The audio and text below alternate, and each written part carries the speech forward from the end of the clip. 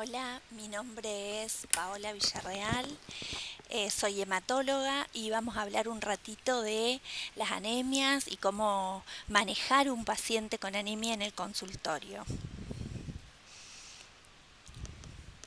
Bueno, primero antes de hablar de las causas y qué hacer con un paciente con anemia, vamos a ver lo que es la anemia. Recordamos que los glóbulos rojos están para entregar el oxígeno a todos los tejidos, así que cuando tenemos una disminución de esta masa de glóbulos rojos o esta masa de eritrocitos, va a resultar en una insuficiente capacidad para aportar oxígeno que necesitan las células de los diferentes tejidos. Entonces, ¿cómo va a venir al consultorio un paciente con anemia? Y va a venir con algunos signos y síntomas a los que le llamamos síndrome anémico. Pero ¿qué es lo más importante que tenemos que hacer ante la presencia de un paciente donde detectemos síntomas del síndrome anémico? Vamos a ver si el paciente está hemodinámicamente estable o inestable. Entonces eso nos va a hablar un poquito de la urgencia de este síndrome. Esto lo hacemos como siempre con los signos vitales en el consultorio. Entonces vamos a ver a qué le llamamos síndrome anémico. Le vamos a un conjunto de signos y síntomas que fíjense que por separado son bastante inespecíficos, como la cefalea, la disnea, la falta de concentración, los mareos, el dolor precordial o la angina de pecho, la fatiga, alteraciones del sueño como somnolencia o insomnio, pueden ser muy inespecíficos en forma por separado, porque hay muchas causas de disnea, muchas causas de cefalea, pero cuando nosotros tenemos este conjunto de síntomas, tenemos que pensar sí o sí, como diagnóstico diferencial por lo menos, en un síndrome anémico. Estos síntomas no nos van a hablar de la gravedad de la anemia. Estos síntomas van a depender principalmente del estado previo del paciente. No es lo mismo que tenga anemia un paciente de 70 años que un paciente de 24, así que estos síntomas van a depender mucho, no tanto del valor de la gravedad de la anemia en sí, sino que van a depender del estado de base del paciente, cómo está su estado cardiovascular, su estado respiratorio, porque ellos van a ser los encargados de reaccionar ante esta disminución de los glóbulos rojos. Van a estar un poquito sobrecargados, van a tener que mandar esa disminución, esa menor cantidad de glóbulos rojos, van a tener que dar la vuelta más rápido, van a tener que ir al corazón, a los pulmones y a los diferentes tejidos mucho más rápidos, así que vamos a exigirles a estos sistemas que trabajen más. Entonces, si el sistema cardiovascular o el sistema respiratorio tienen alguna falla, no van a poder cumplir con esta demanda. Entonces, van a aparecer más rápidos y estos síntomas van a ser de mayor intensidad. Ahora sí, ¿cómo evaluamos esta masa de glóbulos rojos? ¿Cómo evaluamos nosotros? A través de 3 parámetros principalmente. A través del número de glóbulos rojos, de la concentración de hemoglobina o del hematocrito. Tenemos estos 3 parámetros para evaluar la masa eritrocitaria. Ahora vamos a hablar de cada uno de ellos. Lo podemos evaluar de 2 formas. A través de métodos manuales, que son estos métodos que son ópticos, que es ponemos la sangre en esta cámara de Neubauer o cámara cuentaglóbulos que se llama, donde vamos a ver en el microscopio, esta cámara está grillada y vamos a ver en el microscopio, esto es lo que vamos a ver y vamos a contar en estos cuadraditos cuántas cantidad de glóbulos rojos vemos y por una regla de 3 vamos a sacar el número total de glóbulos rojos por milímetro cúbico. Este es el método manual que hacemos para recuento celular.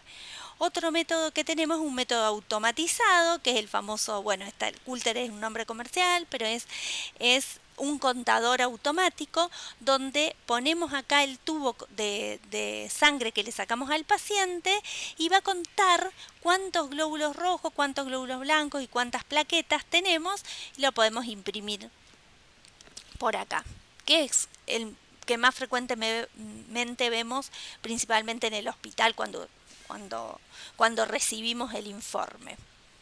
Ay. Bien, entonces ahora sí, vamos a hablar de cada uno. El recuento de glóbulos rojos, que va a ser por milímetro cúbico de sangre, si lo hacemos en forma manual, como les expliqué previamente, es un método bastante impreciso.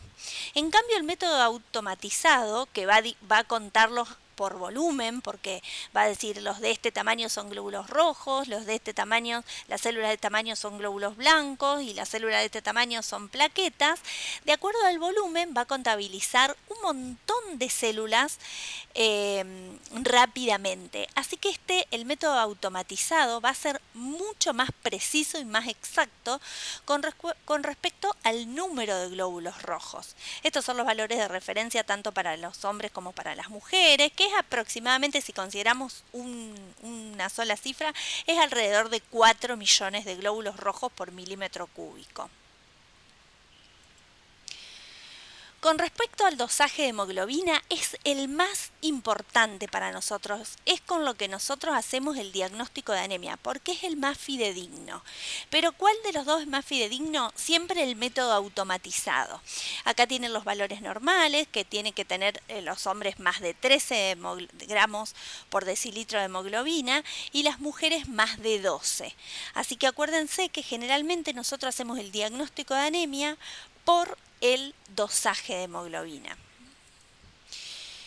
Y con respecto al hematocrito, el hematocrito es un valor, es un porcentaje. Lo que hacemos es separar, este es el tubo de sangre que le sacamos al paciente, lo sometemos a fuerza centrífuga y tanto el tubo como el capilar también podemos hacer, lo sometemos a fuerza centrífuga y podemos separar por esta fuerza centrífuga las células de la sangre con el plasma. Acá se ve bien que está separado y como las células de la sangre, ustedes saben que los glóbulos rojos es la mayor cantidad, tenemos bastantes plaquetas también, pero son muy chiquititas, entonces consideramos despreciable lo que ocupan en este nivel, casi despreciable los glóbulos blancos y las plaquetas, así que consideramos que todas estas células son glóbulos rojos. Y hacemos un porcentaje, ¿qué porcentaje ocupan estas células con respecto al total? Este valor, acá tenemos los valores de referencia para hombres y para mujeres, pero estos valores pueden estar modificados con respecto al plasma. Tenemos patologías que aumentan la cantidad de plasma, como por ejemplo el embarazo, que podemos tener un aumento del volumen plasmático y nos da el hematocrito subestimado. Al revés, en una patología como la deshidratación, podemos tener menos plasma y nos va a dar un hematocrito sobrevaluado. Pero, como esto se hace en forma manual, no hay una forma para hacerlo automatizado. Cuando nos aparece a nosotros en el informe del hemograma automatizado el valor del hematocrito, es porque está sacado por una fórmula matemática. Entonces, ¿para qué nosotros necesitamos saber esto? Porque si el paciente llega al laboratorio con un hemograma para que nosotros analicemos, tenemos que fijarnos si este hemograma está hecho en forma manual o en forma automatizada. Si está hecho en forma manual, el valor más fidedigno va a ser el hematocrito. En cambio, si está hecho en forma automatizada, el valor más importante va a ser la hemoglobina o el número de glóbulos rojos y el número de glóbulos rojos. Bien, una vez que nosotros detectamos que esta masa de glóbulos rojos está disminuida a través de cualquiera de estos valores, lo que tenemos que recordar que la anemia no es una enfermedad, sino es la manifestación de un trastorno subyacente. Entonces, lo más importante que tenemos que hacer es buscar la causa de la anemia. Y una cosa importante que también nos tenemos que acordar, que la gravedad de la anemia no nos habla de la gravedad de la causa o de la etiología. Nosotros podemos tener una causa una etiología de la anemia grave como es una leucemia aguda, donde la hemoglobina no esté tan bajo, no sea tan grave la anemia, y podemos tener una causa más benigna como es una anemia ferropénica, donde tengamos una severidad de la anemia mucho más importante.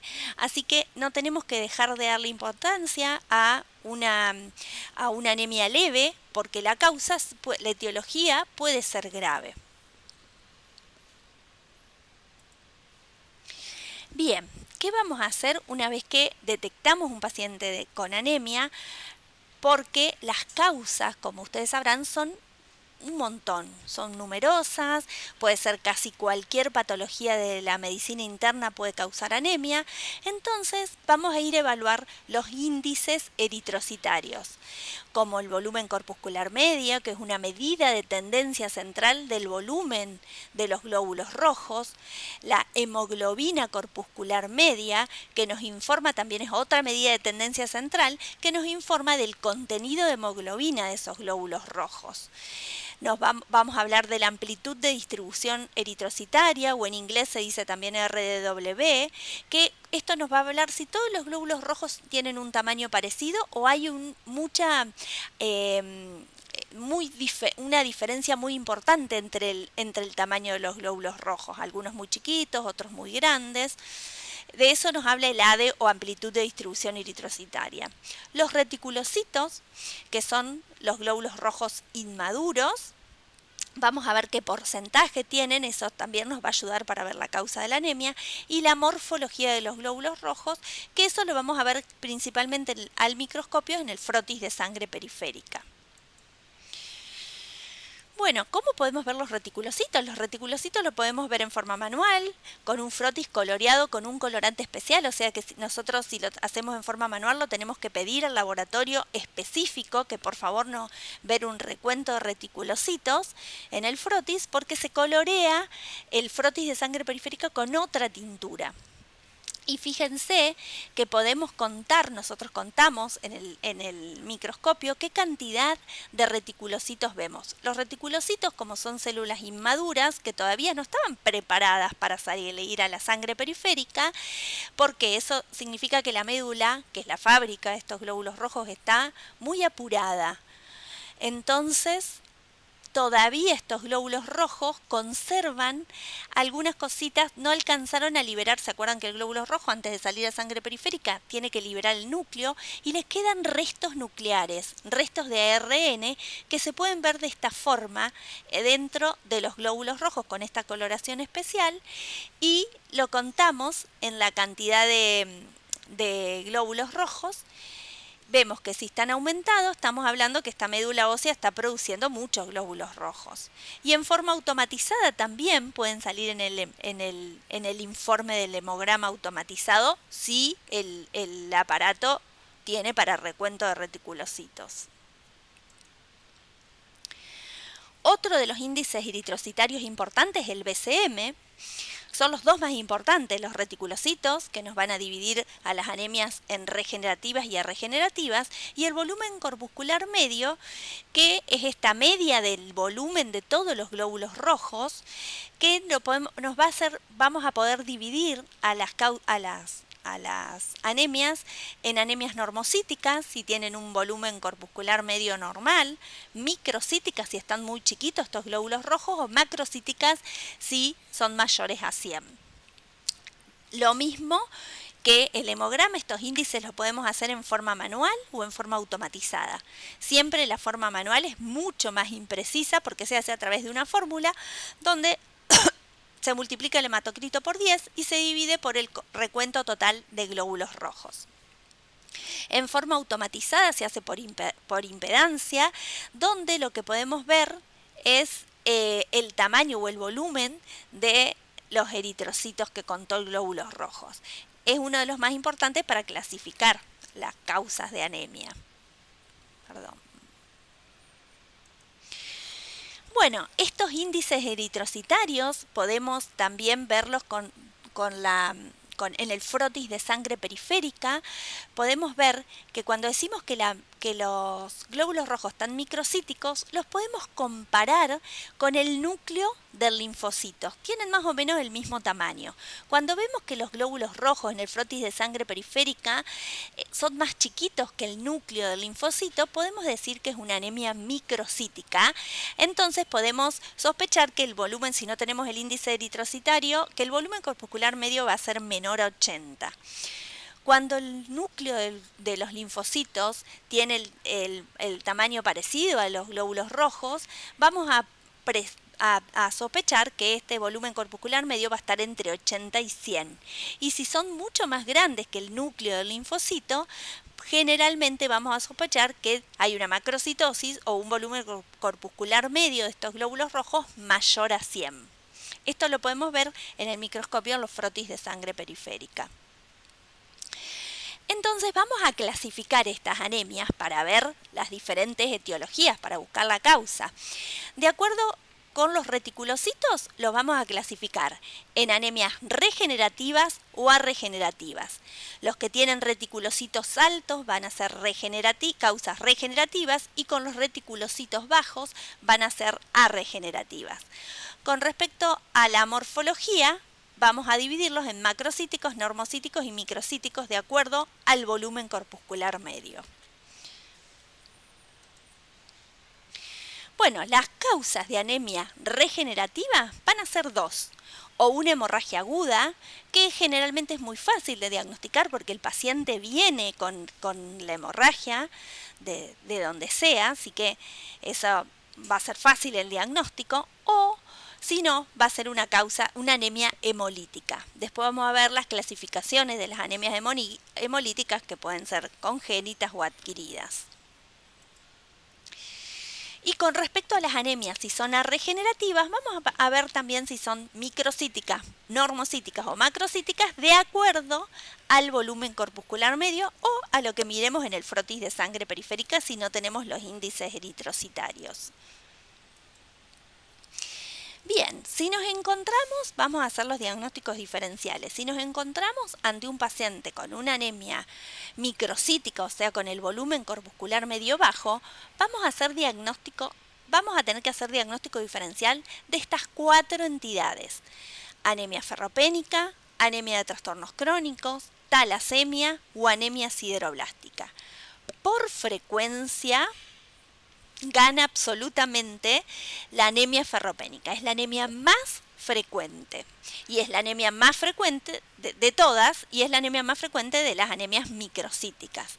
Entonces, ante la presencia de una anemia microcítica, lo primero que vamos a querer descartar es si es una anemia ferropénica. Esta anemia ferropénica se produce generalmente por un balance negativo entre la ingesta o la cantidad de hierro que haya y las necesidades o si hay pérdidas. Estas manifestaciones de la anemia ferropénica van a ser las típicas del síndrome anémico y le vamos a agregar algunas manifestaciones exclusivas de la ferropenia. El diagnóstico se va a hacer por un diagnóstico de anemia con el hemograma, más vamos a tener que diagnosticar la depresión de hierro. Y siempre, siempre, siempre buscar la causa. Nosotros buscar la causa de ferropenia, además de la causa de la anemia. Cuando hagamos diagnóstico de anemia ferropénica, buscamos la causa de ferropenia. Estas son algunas de las manifestaciones de la ferropenia exclusivamente.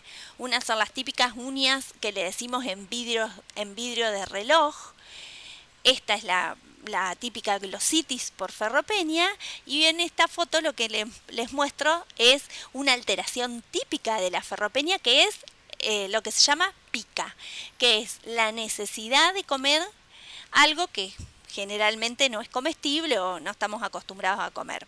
En este caso, está comiendo barro, pero lo más frecuente, más que ganas de comer barro, es ganas de comer hielo. Es muy típico.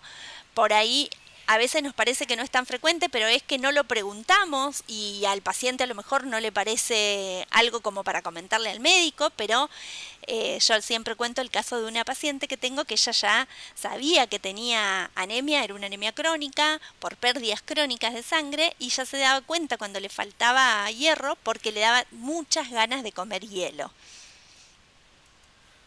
Otra típica manifestación de la ferropenia es la pérdida de cabello. Entonces, ¿cómo hacemos la caída del pelo? ¿Cómo hacemos el diagnóstico de anemia ferropénica? Con el hemograma vamos a ver los índices eritrocitarios, que generalmente es una anemia microcítica hipocrómica. Eso lo podemos corroborar con la morfología en el frotis de sangre periférica. Y vamos a agregarle el estudio del hierro, que le decimos perfil de hierro generalmente, donde le vamos a pedir al paciente ferremia, que es la cantidad de hierro que tenemos en sangre, que general en las anemias ferropénicas nos va a dar muy bajo. Vamos a ver la capacidad total de saturación de transferrina, así generalmente lo escribimos en inglés, o las siglas. Ustedes imagínense que la transferrina es la encargada de transportar el hierro, generalmente transporta 2 moléculas de hierro. La saturación de la capacidad total de saturación de transferrina va a estar muy alta, porque la transferrina va a estar vacía, entonces va a tener mucha capacidad para transportar hierro. Así que este TIBC o capacidad de saturación de la transferrina va a estar alta. Cuando decimos capacidad total de saturación, es eso, no es la transferrina no dosamos la transferrina que es una proteína y sería contabilizar una proteína, sino que lo que nos fijamos es qué capacidad tiene esta transferrina de transportar hierro y generalmente va a estar muy aumentada. El porcentaje de saturación, esta transferrina va a estar poco saturada, así que va a dar muy bajo, y este porcentaje lo sacamos con la cantidad de hierro que tenemos sobre el TIBC por 100. Si medimos la ferritina, que está hablando de los depósitos de hierro, seguramente va a estar baja porque primero el paciente disminuye los depósitos y cuando se acaban los depósitos recién ahí presenta anemia. Así que esta ferritina siempre va a estar baja. Pero, ¿qué nos pasa con la ferritina? La ferritina generalmente es un índice que nos habla de inflamación.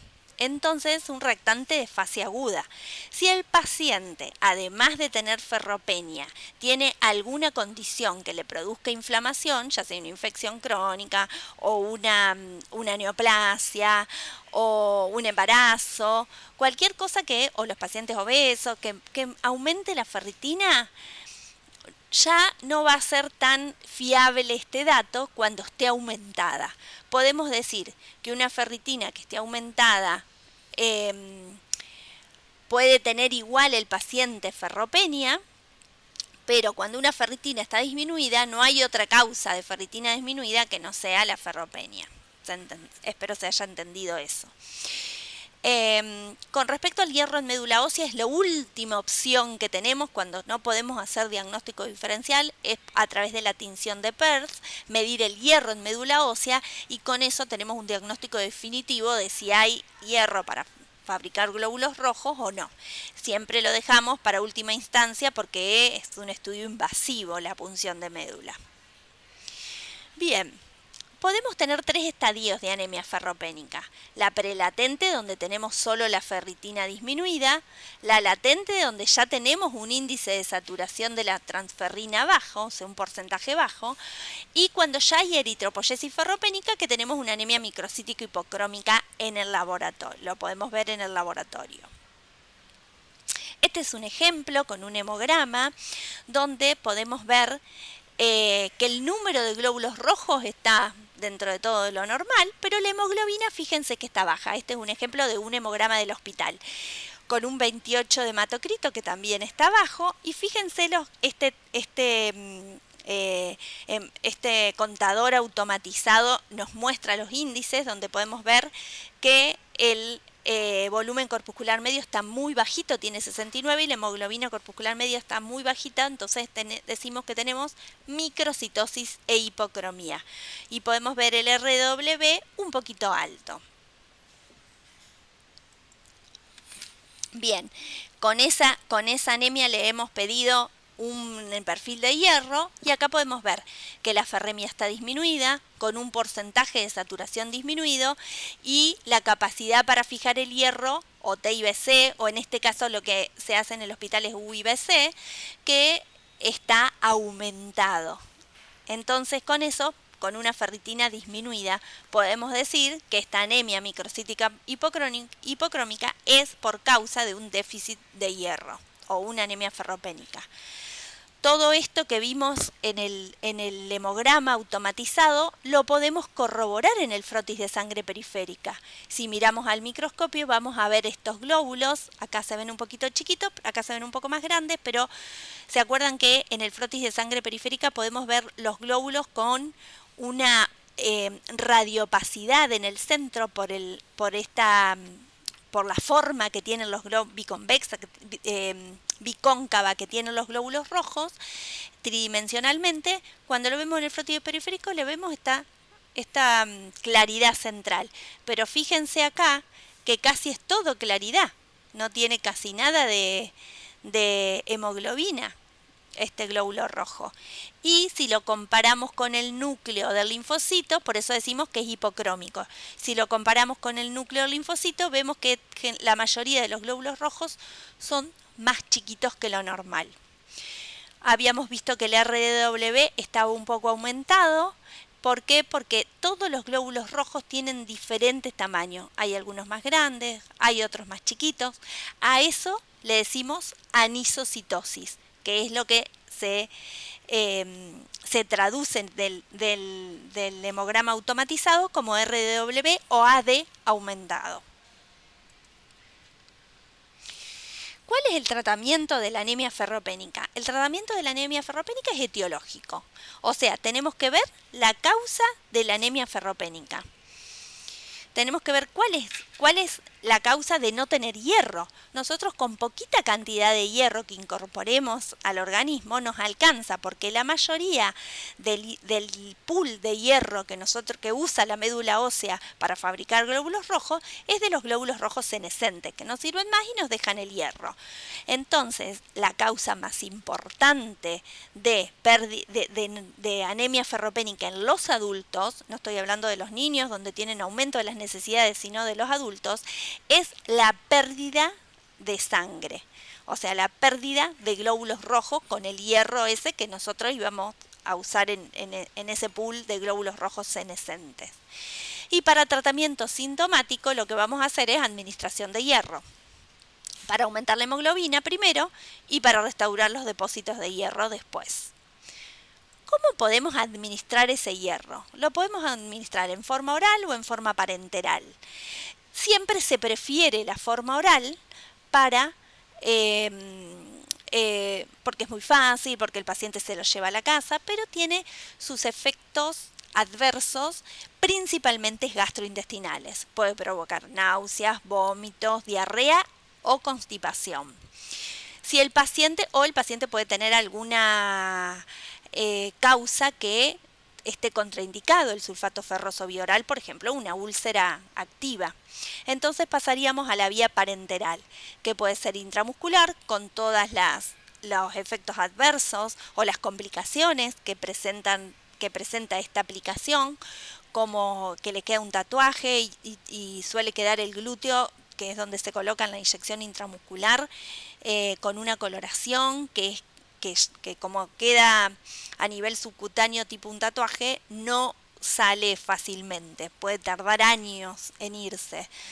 Y si no, en forma endovenosa, que generalmente usamos hierro sacarato, que viene en ampollas de 100 miligramos, es muy fácil colocarla en un hospital de día.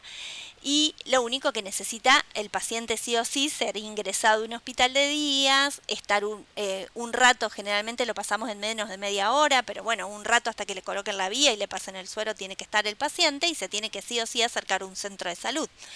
Así que mientras podamos hacerlo en forma oral, se lo hacemos en forma oral, y si no dentro de la forma parenteral, generalmente preferimos la endovenosa.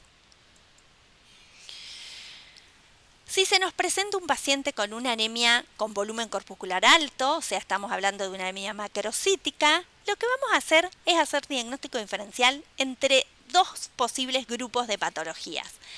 O es una anemia megaloblástica por déficit de B12 o por déficit de ácido fólico o por exposición a fármacos, principalmente a metotrexate, o una anemia no megaloblástica, que generalmente hay una alteración en la creación o en la fabricación de sus membranas. Entonces por eso es un glóbulo rojo grande. Y eso se produce por hepatopatías, por el consumo de alcohol o en el hipotiroidismo generalmente. Y después hay una causa de anemia macrocítica, que es un diagnóstico diferencial, que en realidad lo que me aumenta el volumen cuando hay una reticulocitosis. O sea, yo tengo muchos reticulocitos, los reticulocitos suelen ser glóbulos rojos mucho más grandes que el glóbulo rojo normal, estos glóbulos rojos inmaduros. Entonces, como el volumen corpuscular medio es una medida de tendencia central, me tira el volumen corpuscular medio más alto cuando hay reticulocitosis. Entonces, hablamos un poquito de la anemia megaloblástica. Puede ser por déficit de B12 o ácido fólico y generalmente lo que produce es una alteración en la síntesis del ADN y hay trastornos en la maduración. Como característica puede presentar no solo anemia, sino otras citopenias, porque esta alteración en la síntesis y en la maduración puede abarcar a cualquier serie, así que pueden tener también glóbulos blancos bajos o plaquetas bajas, y característicamente tienen reticulocitopenia, para hacer diagnóstico diferencial con la reticulocitosis que produce por culpa de las anemias megaloblásticas, que pueden producir una anemia macrocítica. Estas anemias megaloblásticas tienen una eritropoyesis inefectiva, así que generalmente hay muchos glóbulos rojos que se destruyen en forma intramedular y aparte hay una disminución de la vida media de los eritrocitos. Esto hace que en el laboratorio tengan una LDH aumentada y una bilirrubina indirecta aumentada generalmente. Por eso les decía que la diferencia con la anemia, esto también se produce en las anemias hemolíticas, y la diferencia entre anemia hemolítica y anemia megaloblástica, que una tiene los reticulocitos aumentados, en cambio la anemia megaloblástica los reticulocitos están bajos. Esta podemos ver un frotis de sangre poriférica donde además de ver la macrocitosis, fíjense que los glóbulos rojos son bastante más grandes que el núcleo del linfocito, podemos ver también característicamente estos neutrófilos hipersegmentados. ¿Se acuerdan que los neutrófilos tienen diferentes lóbulos? Cuando tienen 6 o más, estamos hablando de que están hipersegmentados. Con un solo neutrófilo hipersegmentado que veamos, ya nos hace sospechar que hay una anemia megaloblástica. Como siempre, una vez que hagamos el diagnóstico de anemia megaloblástica, tenemos que buscar la etiología. ¿Qué es lo que está pasando? ¿Por qué hay déficit de ácido fólico o por qué hay déficit de vitamina B12? Generalmente, esto es una generalidad, que cuando hay déficit de ácido fólico es porque hay un aumento de los requerimientos. Acuérdense que el ácido fólico no tiene lugar en el organismo de depósito. Entonces, por eso rápidamente se agota si aumentan los requerimientos y el paciente no ingiere ácido fólico. En cambio, el déficit de vitamina B12 se produce un poco más porque sí tenemos algunas reservas y se produce un poquito más si hay alguna alteración gastrointestinal tipo mala absorción. El tratamiento tanto de una como de la otra siempre es sustitutivo. Si me falta ácido fólico, yo le tengo que poner ácido fólico al paciente. Si me falta B12, le pongo B12 al paciente. Perdón, paso al anterior. ¿Qué pasa si nosotros no tenemos acceso a hacer diagnóstico de dosaje de ácido fólico o hacer un pedido de dosaje de ácido fólico y de vitamina B12? Generalmente le ponemos las dos cosas, porque si nosotros tenemos un déficit de B12 y le damos ácido fólico, le podemos empeorar le damos solo ácido fólico, le podemos empeorar los síntomas de déficit de B12. Entonces, si no pudimos hacer el diagnóstico, sabemos que es una anemia megaloblástica por todo lo que sospechamos, pero no tenemos el diagnóstico de si es por déficit de ácido fólico B12, le damos las dos cosas, generalmente en forma parenteral, porque no sabemos si tiene alguna alteración en la absorción, así que se lo damos sustitutivos a las dos cosas. Bueno, para hablar un poquito rápido y así generalidades de las anemias hemolíticas, ¿no? Que una anemia hemolítica se produce cuando aumenta la velocidad de destrucción y esto supera la velocidad de producción de los eritrocitos. Tenemos un montón de clasificaciones y cualquiera es válida. La podemos dividir en anemias hemolíticas agudas o crónicas, anemias hemolíticas de causas hereditarias o de causas adquiridas, anemias hemolíticas de causas intrínsecas, generalmente intrínsecas al glóbulo rojo, o de causas extrínsecas, por ejemplo, una anemia autoinmune que es por causa de anticuerpos, por causas intravasculares o extravasculares.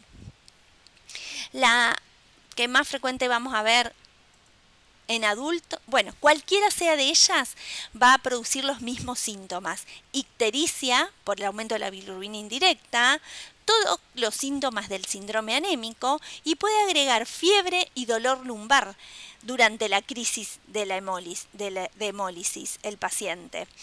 Todas van a tener aumento de reticulocitos, bilirrubina indirecta aumentada y LDH aumentada. O sea, con estas cosas de laboratorio nos puede ayudar a hacer el diagnóstico de anemia hemolítica. Si nosotros la más frecuente que vamos a ver, sobre todo en el adulto, es la anemia hemolítica autoinmune, y es la que queremos hacerle el diagnóstico ahí un poquito rápido. Podemos hacerle una prueba de Coombs directa. ¿A qué nos referimos con la prueba de Coombs directa? Le vamos a sacar sangre al paciente. Esta sangre, si es una anemia autoinmune, va a tener pegadas al glóbulo, a la membrana del glóbulo rojo, estos anticuerpos. Entonces nosotros vamos a someter a esta sangre del paciente a un suero que se llama suero de Coombs directo. Este suero de Coombs tiene anticuerpos anti-IgG humanas. Entonces estos anticuerpos va a pegar, se va a unir a las inmunoglobulinas que tiene pegado el glóbulo rojo y va a producir una aglutinación que lo vamos a ver nosotros. Puede ser en tubo o como sea, pero vamos a ver esta aglutinación, y con eso podemos hacer diagnóstico de que esta anemia hemolítica es autoinmune.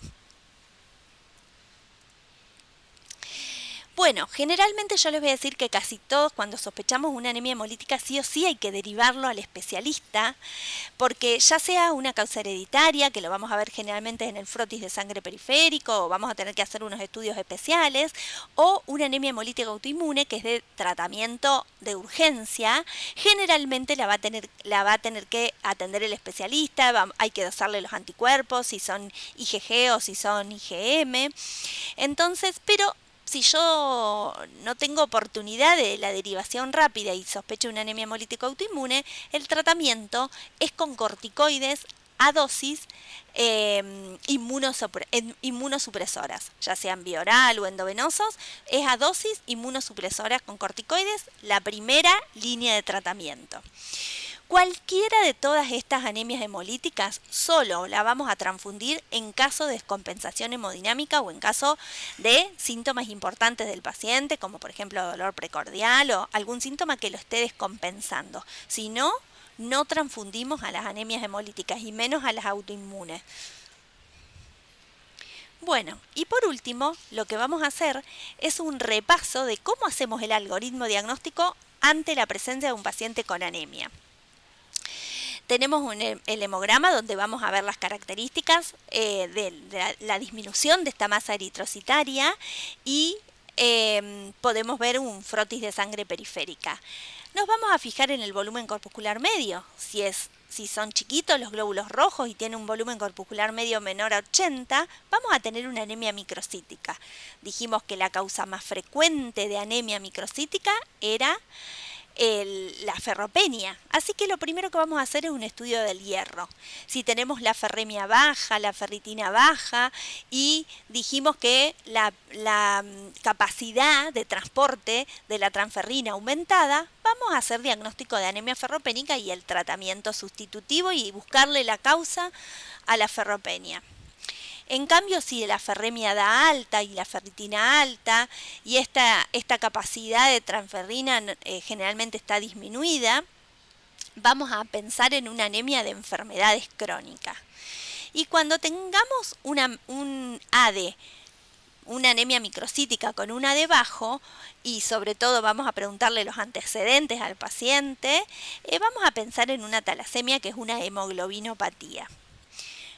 Cuando tengamos un volumen corpuscular medio alto y hagamos diagnóstico de anemia macrocítica, vamos a ver si el paciente tiene o no tiene una anemia megaloblástica. Vamos a ver si le vemos, aparte de los macrocitos en el frotis de sangre periférica, estos neutrófilos hipersegmentados, para pensar en anemia megaloblástica o no megaloblástica.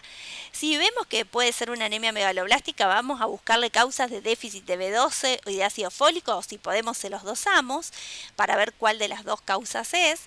Y si no, una anemia no megaloblástica, vamos a pensar si el paciente consume alcohol, si podría tener un síndrome mielodisplásico, que es una patología clonal de médula ósea, si el paciente tiene una hepatopatía o hipotiroidismo, o algún síndrome congénito, que esto es más infrecuente, pero de algún fallo de médula ósea. Si tenemos un volumen corpuscular medio normal, o sea, los glóbulos rojos están normales, y como son muchas las causas, nos vamos a tener que ayudar del recuento de reticulocitos. Y vamos a ver qué le pasa a la fábrica de médula ósea, si trabaja o no trabaja. Si esta fábrica de médula ósea está trabajando mucho, significa que va a tener los reticulocitos altos y va a ser una anemia regenerativa, y vamos a pensar en las dos causas. O hay una hemorragia aguda, o es una anemia hemolítica. En cambio, si esta médula está media que no trabaja, media lenta para trabajar, vamos a tener reticulocitos bajos y va a ser una anemia arregenerativa. Y las causas, como ven, generalmente son causas que afectan, o patologías que afectan la médula ósea. Bueno, un poquito, eso es un resumen de de cómo encaramos un paciente con anemia, y un poquitito de las anemias más frecuentes. Muchas gracias, espero que no haya sido aburrido y cansador hablar tanto de los glóbulos rojos.